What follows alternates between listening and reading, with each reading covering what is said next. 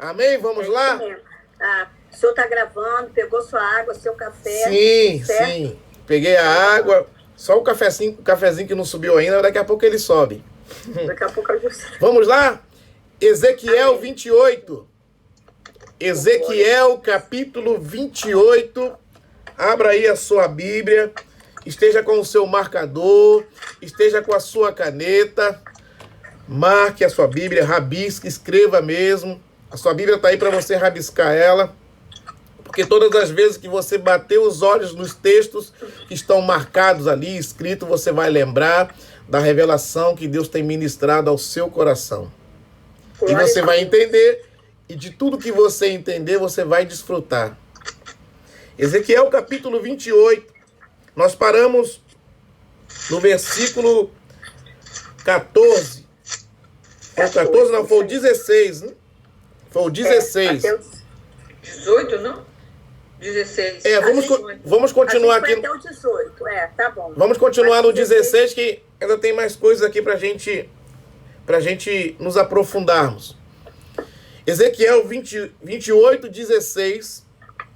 Na multiplicação do teu comércio, encheu o teu interior de violência. Ele se tornou violento.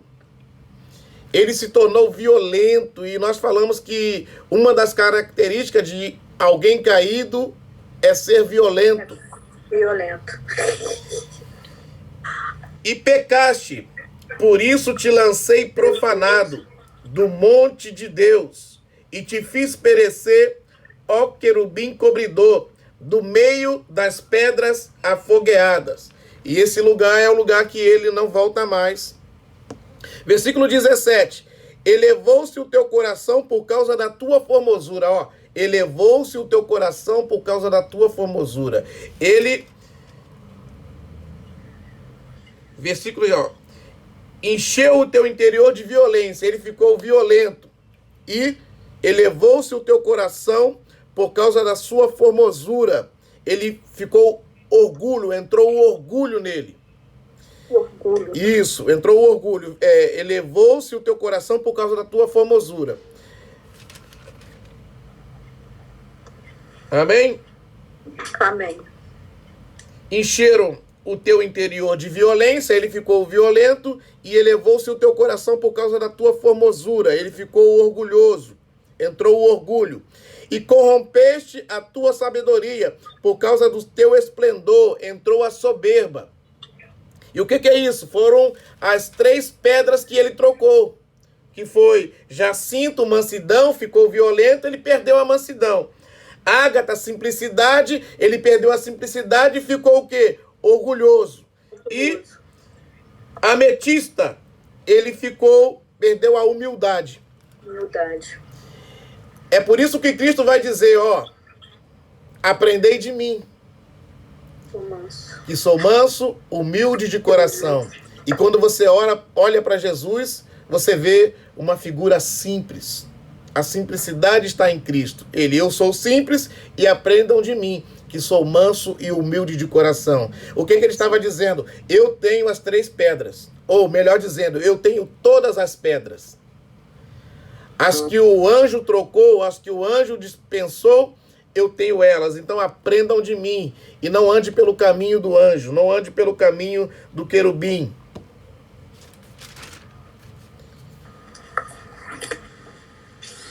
Por terra te lancei, diante dos reis te pus, para que olhem para ti, pela multidão das tuas iniquidades, pela multidão das iniquidades. Não foram uma só. Não foi uma só iniquidade, foram muitas iniquidades. E por que Deus não derrubou ele logo na primeira? Nós falamos sobre isso. Quem sabe responder?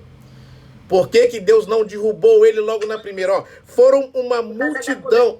Isso aí. Foram uma multidão de iniquidades. Deus não derrubou ele na primeira por causa da cobertura. Ele tinha a cobertura das 12 pedras. As 12 pedras que estão lá nos muros da cidade e no peitoral do sacerdote. Então, pela multidão das tuas iniquidades, não foi na primeira, foram muitas que ele cometeu. Mas quando ele tira a cobertura, que ele troca as 3 pedras, que ele tira a cobertura, aí ele cai. Porque agora ele está sem a cobertura de Deus. Porque quando nós temos a cobertura de Deus, Deus não vem contra nós. Ó, isso aqui é algo muito primordial. Você precisa entender isso. Quando nós temos a cobertura de Deus, Deus não vem contra nós. Quem é a nossa cobertura? É Cristo. É Cristo. Cristo é a nossa cobertura. Quando Deus olha para Cristo, quando Deus olha para nós, ele enxerga Cristo. Amém ou não amém? Amém, glória a Deus. Quando Deus olha para nós, Amém, ele enxerga Cristo. A justificação, irmãos, a justificação é um dos fatores mais lindos da Bíblia Sagrada. É dois, que são vários. A justificação é um dos fatores mais lindos, porque só Cristo pode justificar o homem. O homem não pode se auto-justificar. E o que é? Eu não falei que o cafezinho viria? Glória a Deus. Obrigado, obrigado, Paulo. Ó, um cafezinho quentinho. Pois é. Eu amo tomar um café. A justificação é uma das coisas mais lindas da Bíblia Sagrada. Porque o homem não pode se auto-justificar. Só Cristo que pode justificar o homem. Eu vou explicar isso aqui para você numa parábola, para você entender o que é o mistério, ou melhor dizendo, o ministério da justificação. Vamos dizer que um fazendeiro, ele tem 2 ovelhinhas. E as 2 ovelhinhas estão no campo. E as 2 ovelhinhas, elas dão à luz no mesmo dia. As 2 ovelhinhas dão à luz a 2 bebês ovelhas no mesmo dia. Sendo que a mamãe de um bebê morre e o bebê da outra mamãe morre. Então o que nós temos? Uma mamãe sem bebê e um bebê sem a sua mamãe.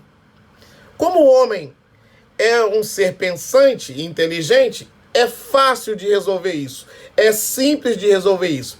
É só pegar o bebê que perdeu a sua mamãe e levar ele e colocar ele para a mamãe que perdeu o seu bebê. Pronto, vai resolver, vai garantir a vida do bebê ovelha, porque o bebê ovelha precisa se alimentar. Ele precisa se alimentar, ele precisa tomar o seu leite para mantê-lo vivo. Porque quem fica vivo sem comer? Nenhum de nós, ainda mais sendo um bebezinho, que não tem como cuidar de si mesmo. Só que quando o fazendeiro leva aquele bebezinho e coloca diante da mamãe, bebê, que perdeu o seu, aquela mamãe aspira sobre aquele bebê, ela cheira aquele bebê, só que ela não sente o cheiro dela nele. E quando ela não sente o cheiro dela no bebê, ovelha, ela rejeita-o. Ela rejeita aquele bebê porque não tem o cheiro dela. Então aquele bebezinho, ovelha, agora estava condenado a morrer. Em pouco tempo ele morreria se ficassem sem se alimentar, se ficasse sem mamar. Então o fazendeiro ficou desesperado e não sabia o que fazer. Poxa, agora eu já perdi 2, eu vou perder 3. Só que saltou uma luz no seu entendimento. E ele lembrou que os 2 cadáveres ainda estavam no campo. A mamãe ovelha que morreu e o bebê ovelha que morreu ainda estavam no campo. Então ele foi lá e tirou a roupagem daquele bebê, tirou lá todo o seu pelo, toda a sua pele, tirou aquela roupagem daquele bebê e vestiu o outro que estava sem a sua mamãe. Colocou aquela roupagem naquele bebê que estava sem a sua mamãe. E pegou esse bebê e levou de novo e colocou diante daquela mamãe bebê que tinha perdido o seu bebê. E novamente a mamãe bebê aspira sobre ele e agora ela sente o cheiro dela nele. Ou melhor dizendo, ela sente o cheiro o cheiro dela nele, isso mesmo. Ela sente o cheiro dela nele.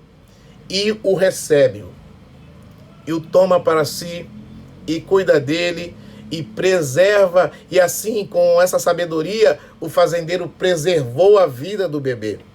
Assim é a justificação. Quando Deus aspira sobre você, ele sente o cheiro de Cristo e te aceita.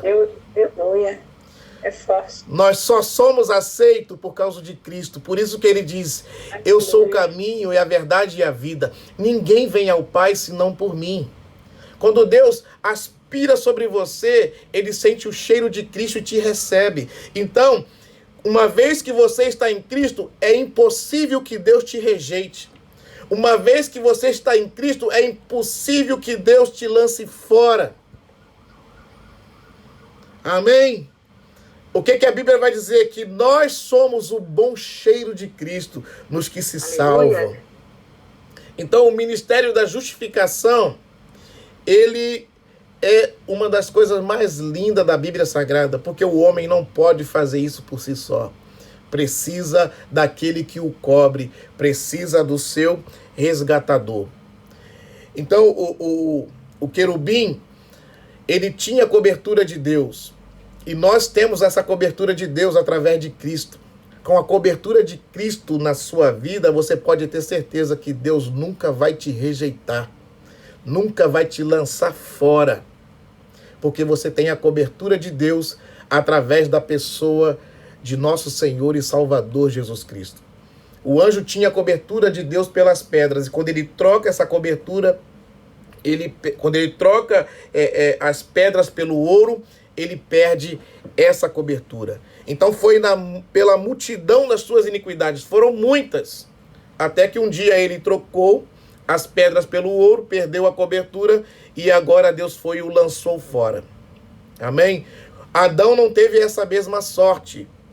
Na primeira transgressão que o Adão cometeu, Deus já o lançou fora. Deus teve que se separar dele. Se separou dele onde? No Espírito. Então, Adão não teve a mesma sorte. Adão só fez uma e já perdeu aquilo que Deus tinha dado para ele. Porque quando Deus fez Adão, ele não colocou essa cobertura. Amém? Glória a Deus. Pegaram? Deu para entender? Entenderam direitinho? Então vamos continuar aqui. Pela injustiça do teu comércio, profanaste os teus santuários. Eu, pois, fiz sair do meio de ti um fogo que te consumiu, e te tornei em cinza sobre a terra, aos olhos de todos os que te veem. Ele não tem mais aquela característica. Ele perdeu aquela característica. Ele não tem mais a luz. Agora é um anjo de trevas. Porque a beleza dele vinha de Deus. Isso, ele não tem mais. Ele não tem mais aquela beleza. Então, te tornei em cinza sobre a terra, aos olhos de todos os que te veem.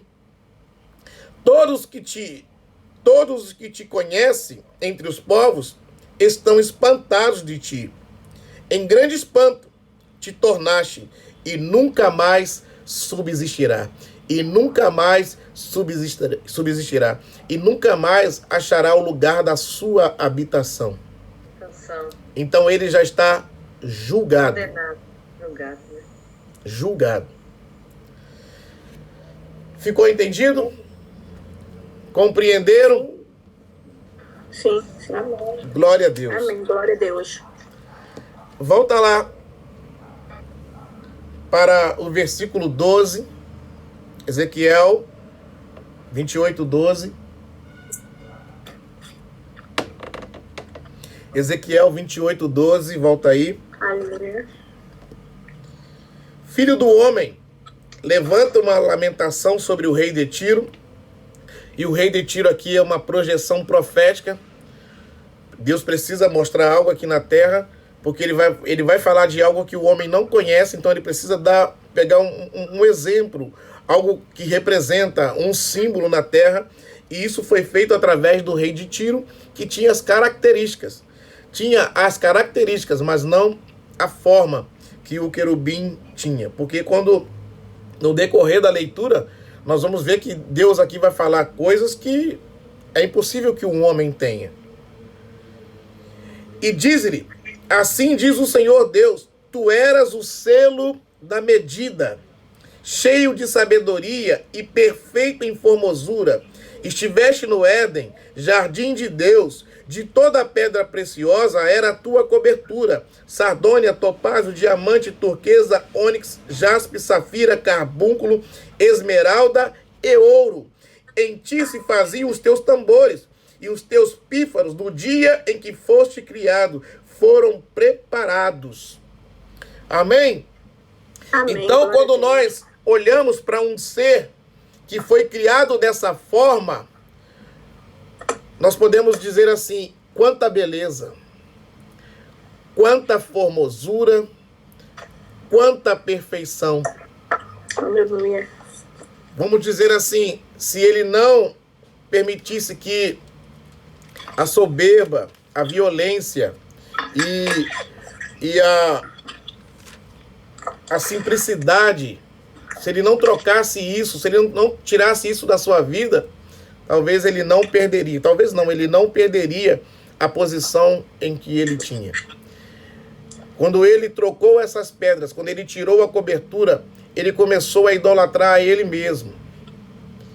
E por idolatrar a ele mesmo, ele se achou até mesmo que poderia ser maior do que Deus.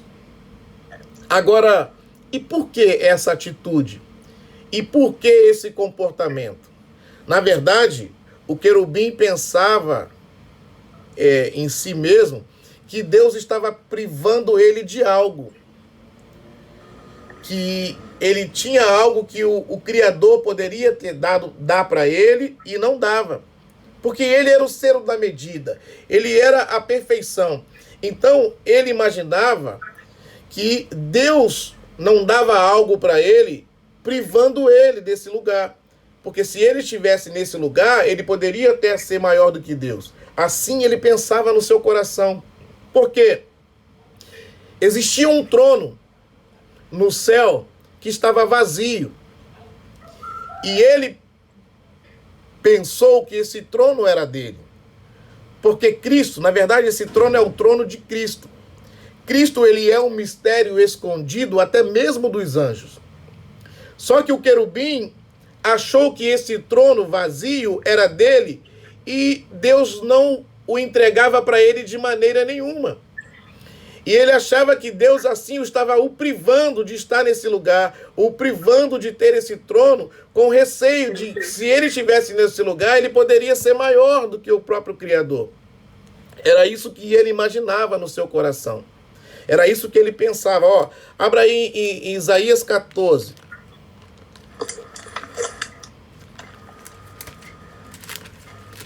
Isaías capítulo 14, versículo 13. Ele pensava isso no seu coração. E ele chegava até a dizer isso. Ele só pode estar me privando de me entregar aquilo que é meu, está lá vazio, é meu. Porque eu sou o melhor, eu sou o maior. Não tem um outro para que ele possa dar, não tem um outro para que ele possa entregar. Só que Cristo era um mistério escondido, os anjos não sabiam, não tinham conhecimento de Cristo. Versículo 13. E tu dizias no teu coração, eu subirei ao céu, acima das estrelas de Deus, exaltarei o meu trono. Deus não tinha dado trono nenhum para ele. Deus tinha dado para ele o governo da terra, mas ele dizia, ele assentava no coração que tinha um trono vazio lá, então aquele trono era dele. E Deus só não o dava para ele, privando ele daquele lugar. E ele não queria mais ser privado daquele lugar. Então ele decidiu agora, eu vou me tornar igual a Deus, trocou as pedras pelo ouro, porque para ser Deus tem que ter ouro, o ouro é o maior símbolo da divindade. Então ele troca as pedras pelo ouro, com o afã de ser Deus, de subir naquele lugar e pegar o trono para ele e colocar o trono dele ainda acima do trono do Altíssimo. Porque ele achava que aquele trono era dele. E tu dizias no teu coração, eu subirei ao céu, acima das estrelas de Deus, exaltarei o meu trono, e no monte da congregação me assentarei, aos lados do norte. O norte é onde está a habitação de Deus. É o ponto mais alto. Então ele achava que tinha um trono. E ele agora começou a lutar por esse trono, porque Deus assim o privava desse trono. Era a maneira que ele enxergava Deus, como um Deus privador. É por isso que quando ele chega diante de Eva, ele diz, é assim que Deus disse? Não comerás da árvore do jardim? A Eva diz, não, de todas as árvores nós podemos comer. Somente a que está no meio do jardim. Dessa nós não podemos comer nem tocar. Aí ele diz, porque no dia que você comer, você vai ser semelhante ao Altíssimo. Você vai ser semelhante a Deus.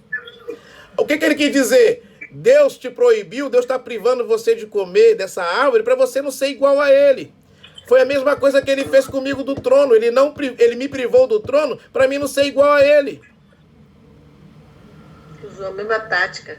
Essa é a ideia, porque ele enxergava Deus como um Deus privador. E é essa a ideia que ele tem disseminado na terra. É essa a ideia que ele tem disseminado nos homens. Por quê? Um Deus privador. Aí você vai ver assim, não, eu vou para a igreja, se eu for para a igreja não vou poder mais fazer isso, não vou poder mais fazer aquilo, não vou ter que deixar isso, vou ter que deixar aquilo. E as pessoas não se chegam a Deus porque ele tem implantado na mente das pessoas que Deus é privador, que se ela for entrar para servir a Deus, se ela entrar numa congregação, numa igreja, se ela for entregar a sua vida para Deus, a sua vida para Jesus, ela vai ser privada de muitas das coisas, porque Deus priva. Era esse o entendimento que ele tinha de Deus. Só que Deus não é um Deus privador, pelo contrário, Deus é um Deus doador. Aleluia.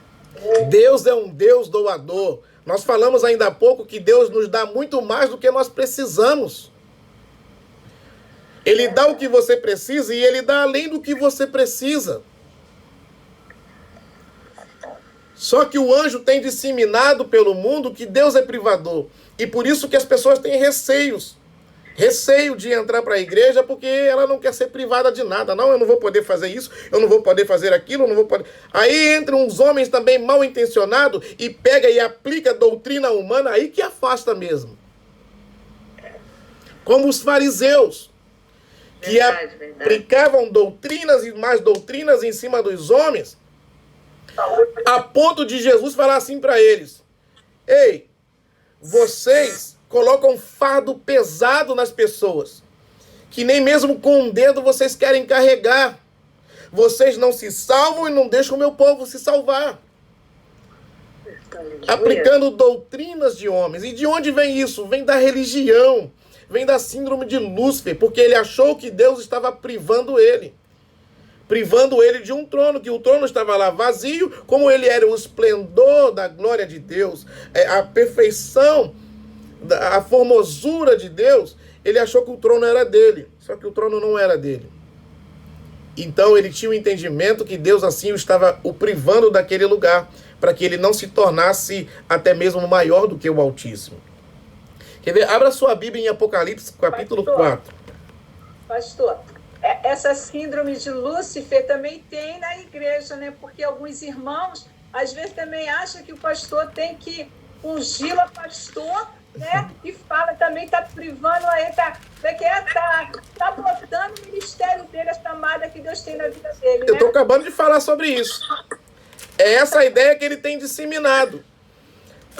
Que não vale a pena você servir a Deus, que Deus é privador, ele vai te privar das coisas, ele não vai deixar você fazer o que você quiser.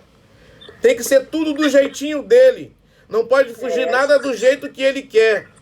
E na verdade Deus não é privador. Na verdade a liberdade que o homem tem é quando ele serve a Deus. Porque quando ele não serve a Deus, ele é escravo, é prisioneiro do pecado. Olha o que Jesus vai dizer, que ele nos tirou do império das trevas e nos transportou para o reino do Filho do seu amor. Então quando alguém é tirado do império das trevas e transportado para o reino do Filho do seu amor, está mudando de dono. Está mudando de senhor. Significa que nós tínhamos um senhor e agora ele está nos tirando desse lugar e nos transportando para o reino dele e nos fazendo ele nosso Senhor. Está entendendo? Então, só tem dois senhorios. Ou estamos em um ou estamos em outro. Não tem o meio termo. Não tem o em cima do muro. Amém? Abra sua Bíblia em Apocalipse capítulo 4.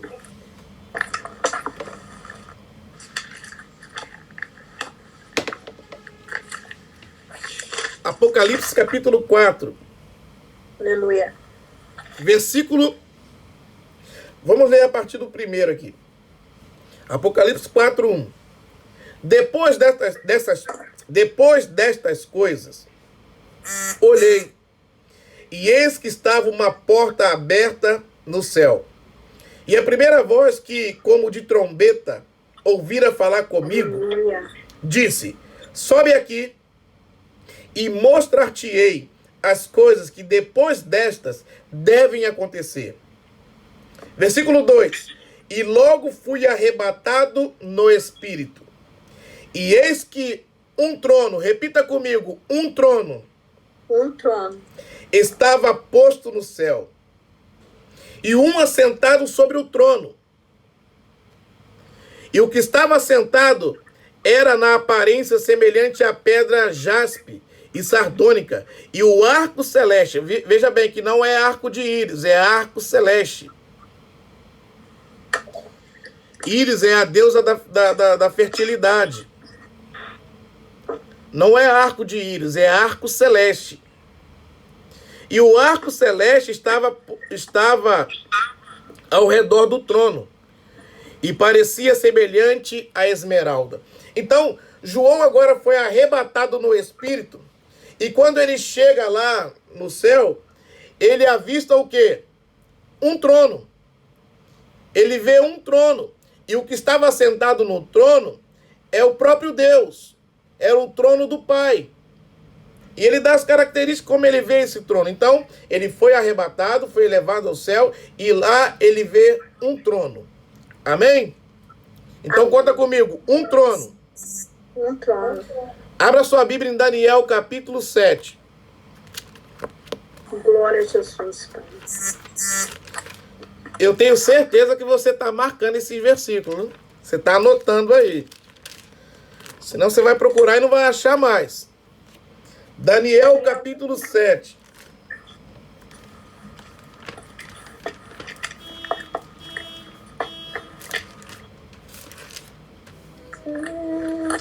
Amém?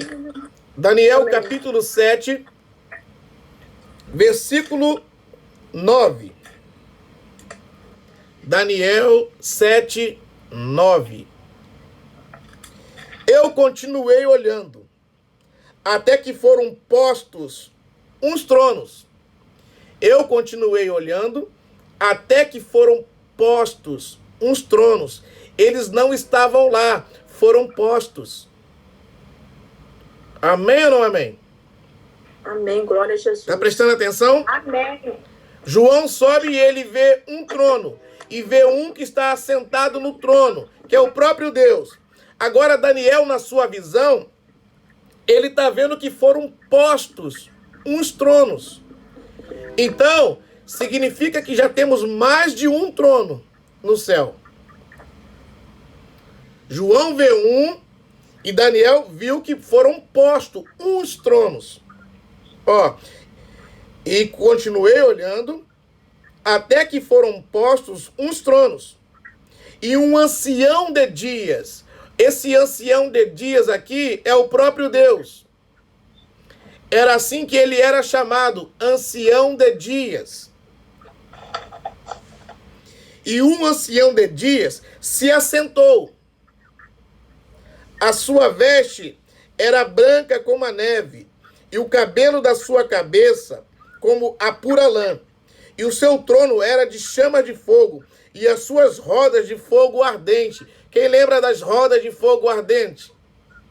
Amém, glória a Deus. Rodas Amém. de fogo ardente, que Glória a são Deus. as pernas do trono, as pernas dos querubins que sustentam, que dão sustentam o trono de Deus. Eles são a plataforma do trono de Deus. Amém? Amém. Então foram postos, eles não estavam lá, foram postos uns tronos. Agora abra sua Bíblia em Apocalipse 4:4. Apocalipse Então aí, Daniel só o 9, né? é o 7:9. Agora, Apocalipse capítulo 4, versículo 4. Aleluia. Isso, Apocalipse capítulo 4, versículo 4.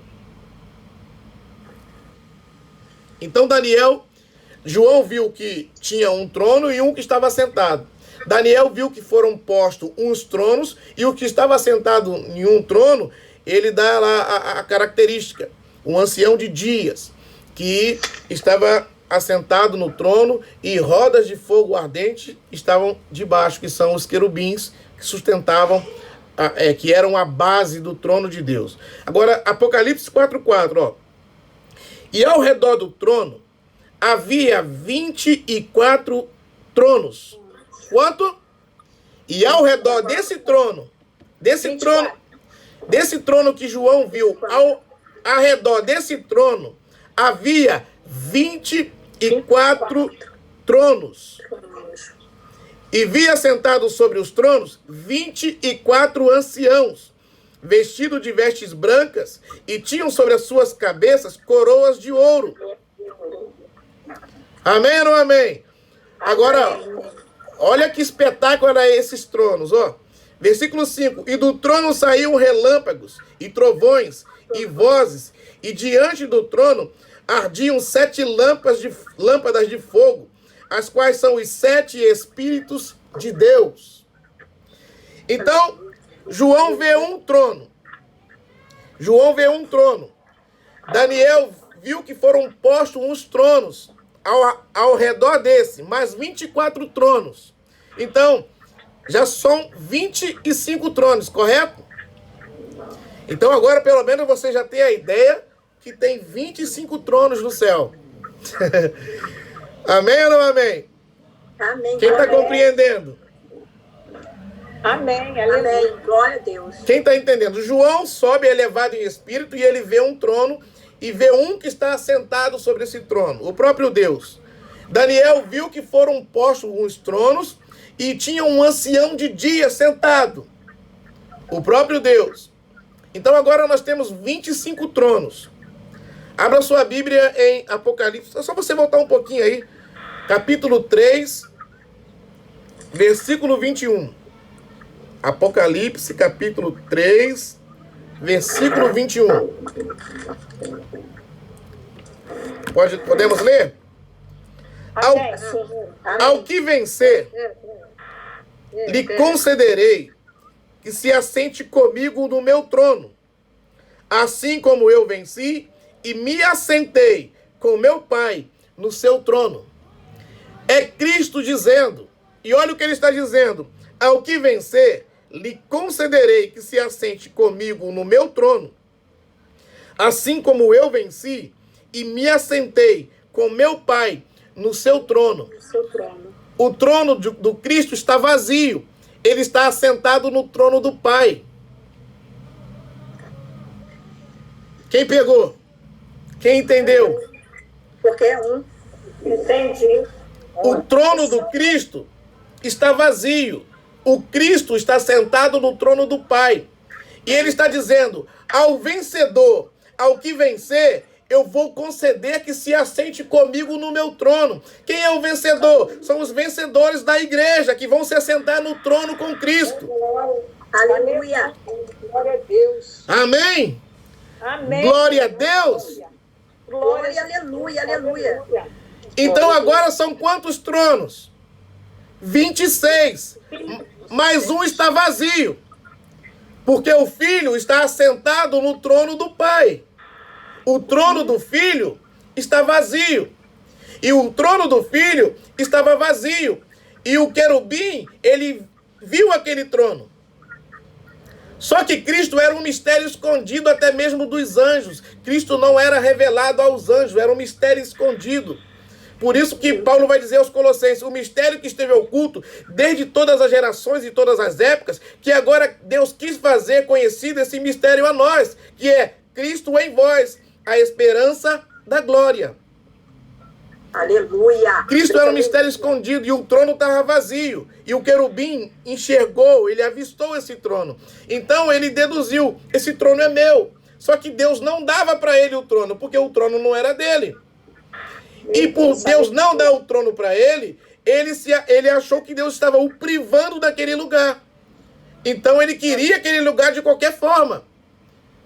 E ele tinha Deus como privador, porque o privava daquele lugar. Meu Deus. Agora, presta atenção. O lugar que o anjo tanto desejou, Cristo está dizendo assim, se você vencer, vai se assentar comigo nesse lugar. Glória a Deus. Aleluia! Dá um glória a Deus aí, pelo amor de Deus. Eu acredito que agora você vai se esforçar ao máximo para vencer. Porque olha o que está te esperando. Olha o que espera por você. Amém. A não ser que você tenha a ideia que esse lugar é pouca coisa. Esse lugar custou a queda do querubim. Porque ele achava que era dele. Ele trocou tudo para ter esse lugar. Agora Cristo está dizendo, se você vencer, tu vai se assentar comigo nesse lugar. Tu vai se assentar comigo no meu trono. Aleluia! Irmão, dá até um calor, dá vontade de pular, dá vontade de gritar. Aleluia. Que coisa linda! Que coisa tremenda! Olha como que nós estamos sendo ministrados nessa noite.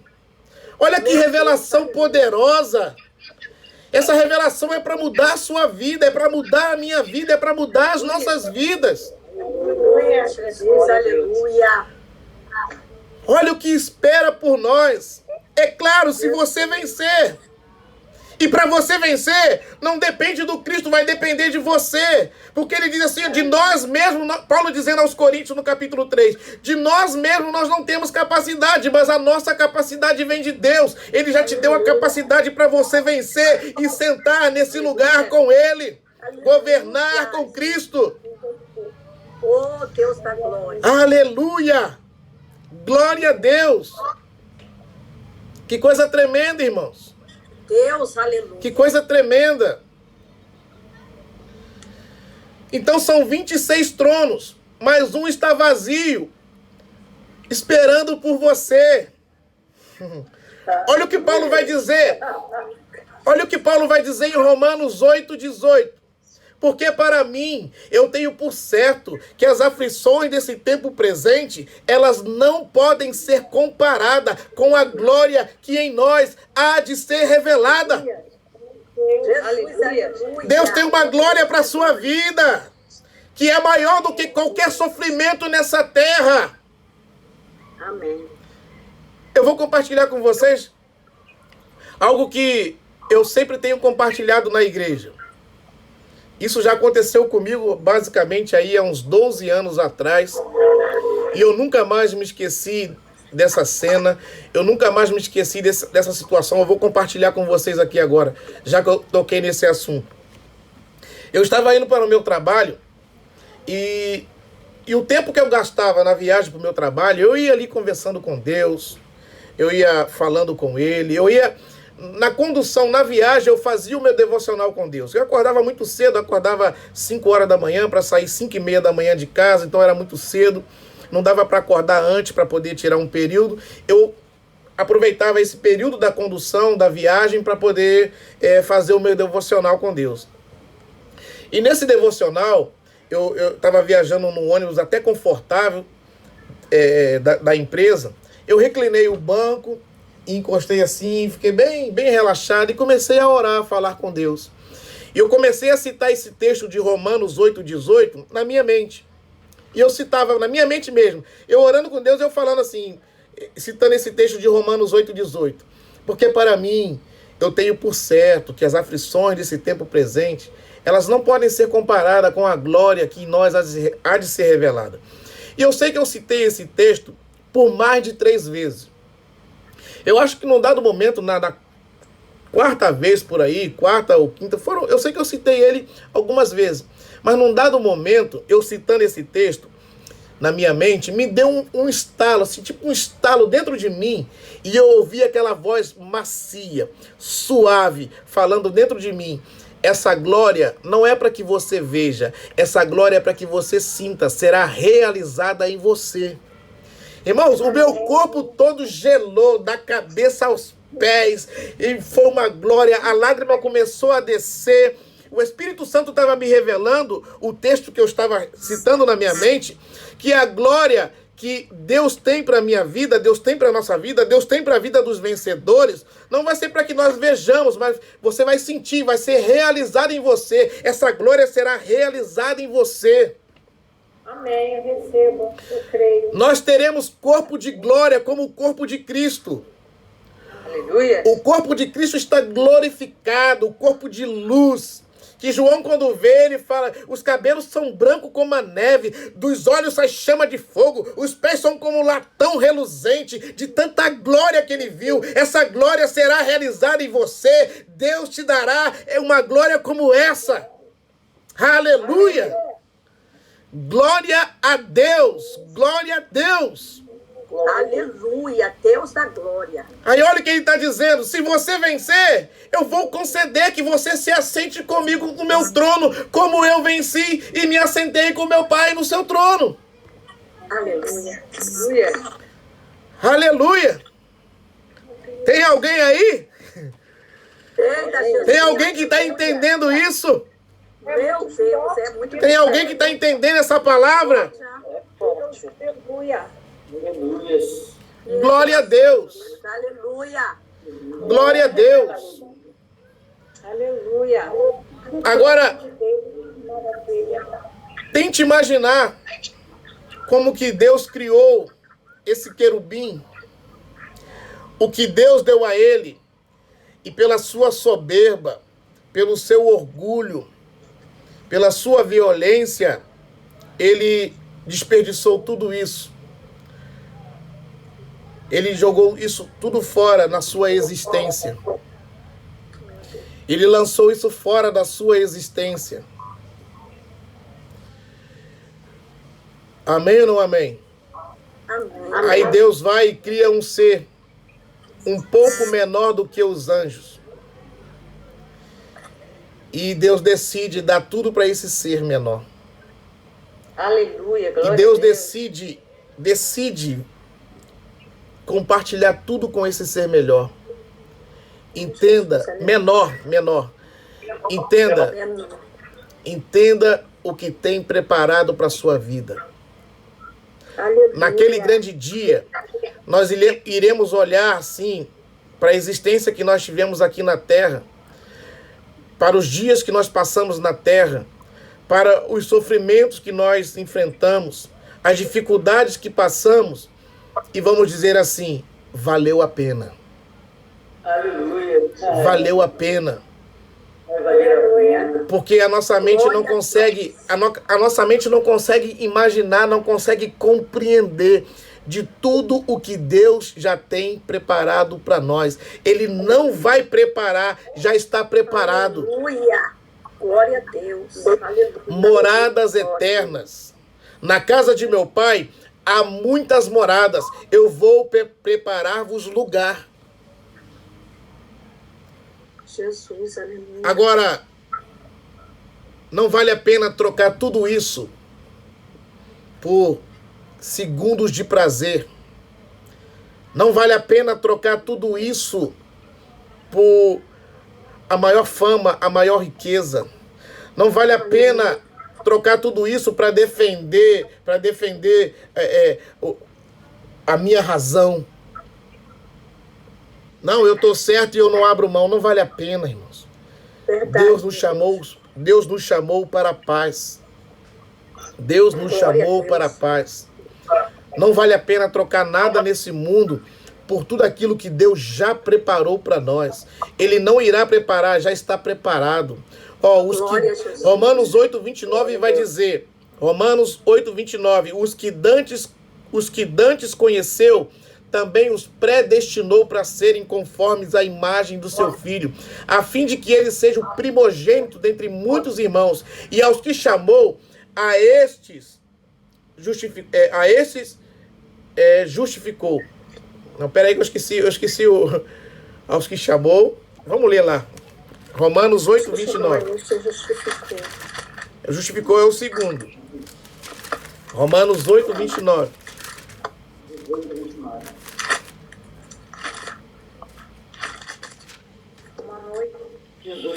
Não, Romanos capítulo 8, versículo 29. Porque os que dantes conheceu, também os predestinou para serem conformes à imagem de seu filho, a fim de que ele seja o primogênito dentre muitos irmãos. E aos que predestinou, a estes também chamou. Era esse texto que eu estava esquecendo. A este também chamou. E aos que chamou, a este também justificou. E aos que justificou, a este também glorificou. Glória a Deus, aleluia. Olha o tempo do verbo. O verbo está no pretérito. O verbo está no passado. Isso é sinal que ele já fez, ele não vai fazer.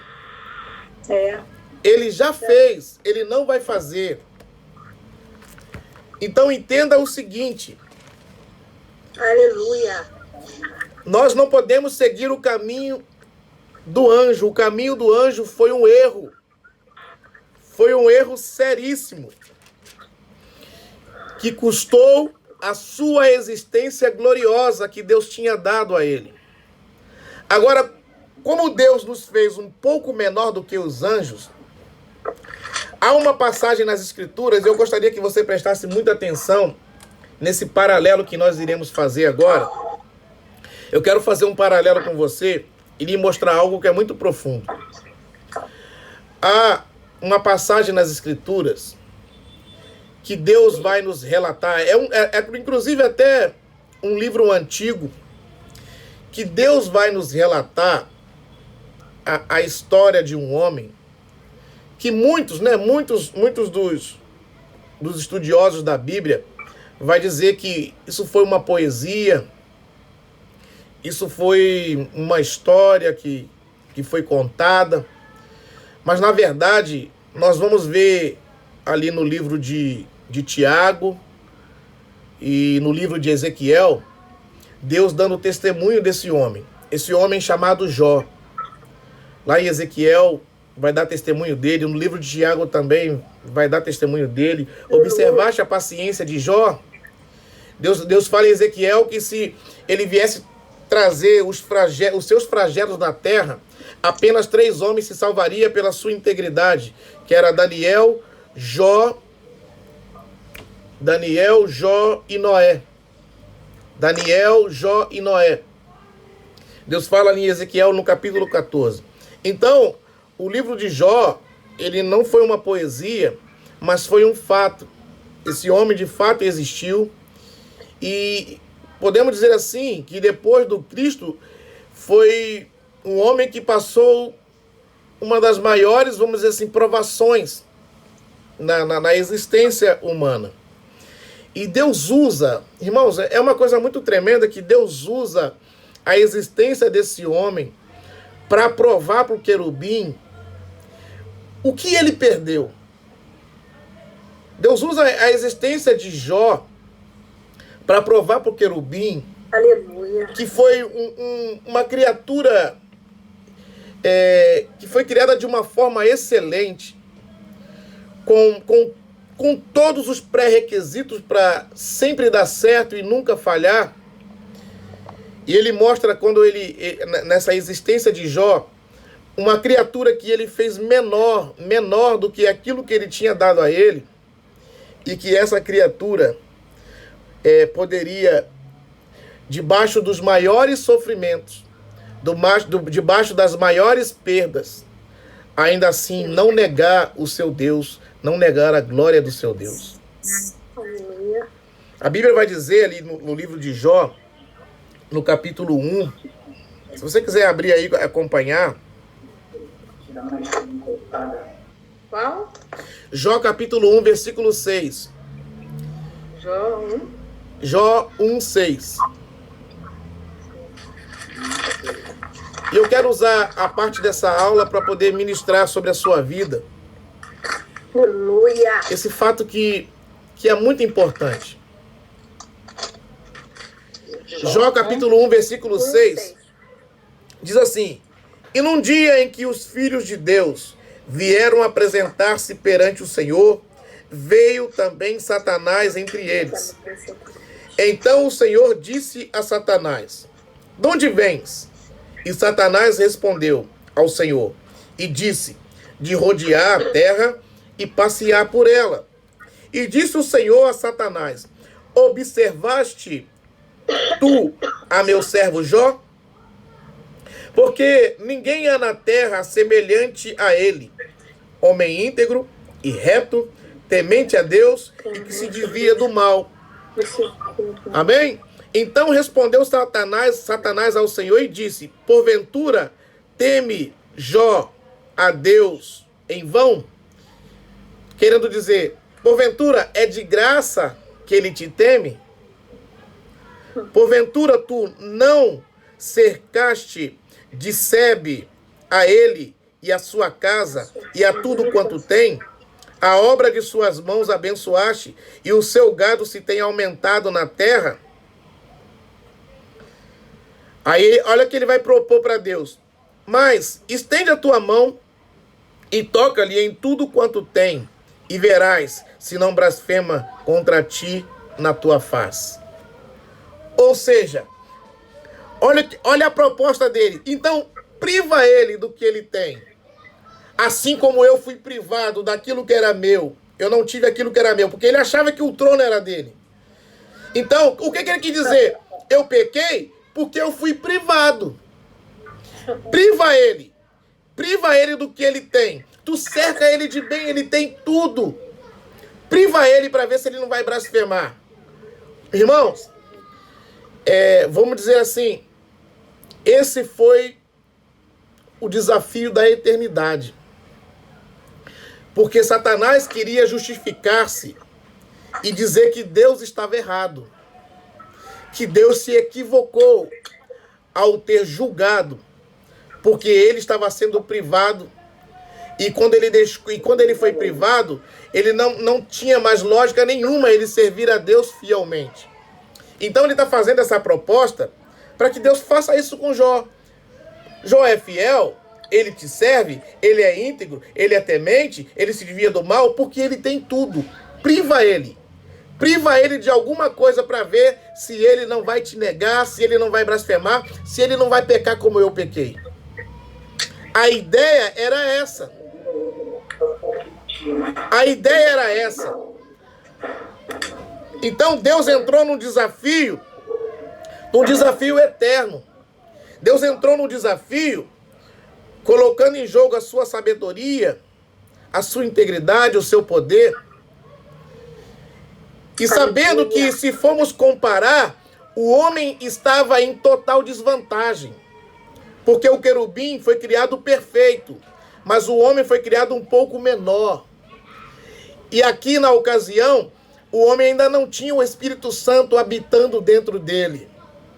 Então, olha o risco que Deus estava correndo. Agora, você acha que Deus vai se arriscar por nada? Você acha que Jesus entregou a vida dele por você por nada? Você acha que ele se arriscou por nada? Se ele entregou a vida dele por você, sinal que você tem muito valor e que você é sim o que ele diz que você é. Você é o que a Escritura diz que você é. Você pode fazer o que a Escritura diz que você pode fazer. Você tem o que a Escritura diz que você tem. Aleluia. Glória a Jesus. Então Deus fala assim para ele: vai lá, você. Toca no que ele tem. Então Satanás veio violento contra Jó. Ele pegou pesado, que da noite pro dia Jó perdeu tudo. De uma forma bruta, de uma forma brusca. Ele veio violento, como dizer assim, não vai ter chance, eu vou me justificar. Não tem chance, eu vou me justificar. E ele veio de uma forma bruta e tirou tudo. Com a permissão de Deus. Entenda, Aquilo que Deus promove, Ele garante. O que Deus promove, Ele garante. Se Deus está promovendo você até agora, é porque Ele está te garantindo. Deus não vai se arriscar à toa. Deus não vai se arriscar à toa. Se Ele está te promovendo, Ele está te garantindo. Glória a Deus, aleluia. Ei, carabassori, candarabachora, labás. Choricamanduri, calabassuri, andalabás. O que Deus promove, Ele garante. Deus não iria entrar no desafio desse se Ele não tivesse como garantir. Vai lá e toca em tudo que Ele tem. Aleluia. E de uma forma violenta, Satanás veio contra a vida de Jó. Aleluia. Eu não vamos ler, senão nós vamos gastar muito tempo. Eu vou narrar para você. Você já conhece a história. E Jó perdeu os filhos, perdeu o gado. Na segunda etapa, quando ele voltou novamente, mas ele perdeu tudo. Perdeu os filhos, perdeu a provisão. Mas o homem, ele vai falar, ele perdeu a provisão. Mesmo perdendo a provisão, a Bíblia vai dizer que Jó não pecou em nada. Então ele fala assim, o homem não suporta. Ele não suporta sofrer dor. Ele não suporta passar por uma enfermidade. Ele vai negar. Pele por pele. Toca na saúde dele. Deixa eu tocar na saúde dele para ver se ele não vai negar. E Deus fala assim, pode tocar. Menos na alma. Não tira a vida. Pode tocar. E ele veio novamente, violentamente contra Jó e toca na saúde de Jó, a ponto de Jó se rapar com um caco de telha ou um pedaço de pedra, se coçar. E a mulher de Jó não suportou aquele sofrimento e falou, ei Jó, amaldiçoa este teu Deus e morre. Aí houve um silêncio, igual aconteceu aqui agora. Depois dessa palavra, que a mulher de Jó fala assim, ei Jó, não vale a pena mais ficar nesse sofrimento. Amaldiçoa esse teu Deus e morre. Aí houve um grande silêncio. Porque agora os céus estavam esperando a resposta de Jó. Os céus agora estavam esperando a atitude de Jó. Deus, os anjos, Satanás, todo mundo esperando agora a atitude de Jó. E Jó disse, como falas como uma louca, recebeste os bens de Deus e não querem receber o mal.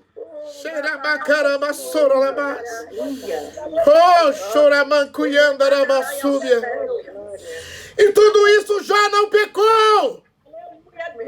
Jó não pecou. E Deus, eu imagino agora o sorriso do rosto de Deus. Aleluia. Eu sempre confiei, eu sempre acreditei nele. Foi por isso que eu entrei nesse desafio. E mais uma vez Satanás foi derrotado. Porque um ser que foi criado menor do que ele, mesmo diante do sofrimento, mesmo diante das perdas, mesmo sem glória, não negou o seu Deus. Ei, levante a sua mão que eu quero profetizar para você nessa noite. Não é o sofrimento, não é as perdas, mas a glória de Deus é tudo que está sendo preparado para a sua vida, para a sua casa e para a sua família. Não desista, não desista, não desista. Aleluia. Show, caramanda suriandarabaxê. Aleluia, Jesus. Choracamanda suri calabassuri andalabaxê. Aleluia, Jesus. Aleluia. Oi, caramandori candarabassuri andalabás.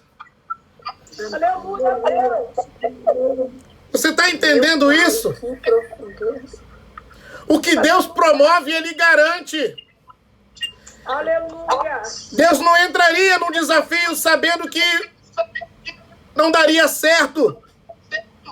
Jesus não entregaria a vida dele por você, sabendo que você não daria certo. Se ele entregou a vida dele por você, é porque ele sabe que você já deu certo. A sua casa já deu certo. A sua família já deu certo.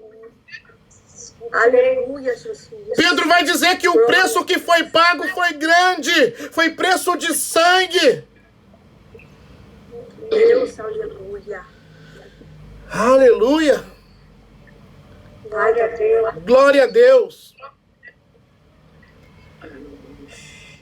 E Satanás só tem que se lamentar. É por isso que ele tem mais raiva ainda de você. Porque é um ser agora limitado. Um ser frágil. E mesmo debaixo de grande pressão, e mesmo debaixo de grande sofrimento, ele diz: tu falas como uma louca. Tu recebeste o bem de Deus. E agora não queres tu receber o mal? Deus me deu e ele tirou. Bendito seja o nome do Senhor. E mais à frente, Jó vai dizer assim, ó: eu sei que o meu Redentor vive e que por fim ele vai se levantar sobre a terra. E mais à frente, Jó diz: antes eu te conhecia de ouvir falar, mas agora os meus olhos te veem. Antes você conhecia Deus de ouvir falar, mas agora você está vendo Deus. Deus habita em você, Deus mora em você. Agora você vê Deus, agora você tem provas que dá a existência de Deus. Quantos livramentos ele tem te dado? Aleluia. Aleluia. Quantos cuidados ele tem tido da sua casa, da sua vida?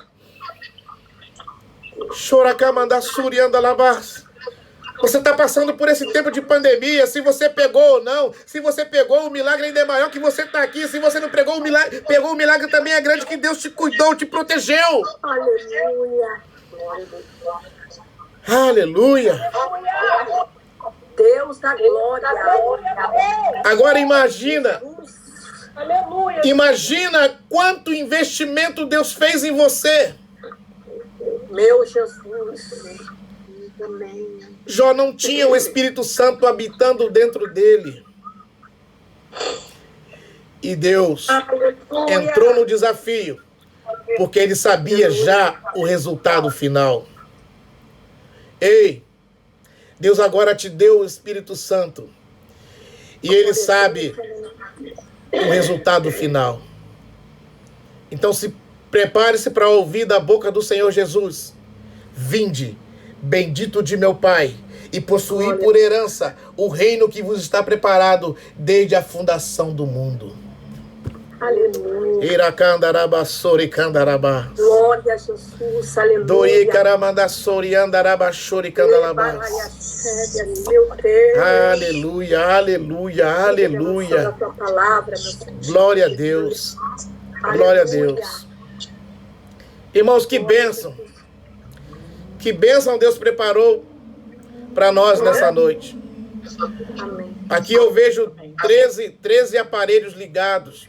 Eu sei que, como eu vejo aqui o casal assistindo juntos, como tem mais gente assistindo juntos, então nós não damos para ter a ideia do número de pessoas. Mas o quanto que Deus nos abençoou nessa noite. Aleluia. Deus dispensou do seu amor e revelou o plano dele para a nossa vida. E nós precisamos agarrar esse plano. Teve 16 pessoas na sala hoje. Nós não podemos permitir, 16, né, irmã Rita? Sim. Nós não podemos permitir que nada nesse mundo e ninguém nos tire desse propósito, nos desvie desse propósito. Porque o que foi investido em nós não dá para dimensionar. Nós temos aqui que acreditar e confiar para saber qual seja a altura, a fundura, a largura e o comprimento do amor de Cristo. E conhecer a cada dia a plenitude desse amor. Aleluia. Amém, queridos? Amém. Amém, Glória queridos? a Jesus. Já deu nossa hora. Glória a Deus. Que Deus te abençoe. Deus abençoe a sua vida. Nossa querida irmã, Deus abençoe a sua casa. Deus abençoe a sua família. Amém? Glória a Deus.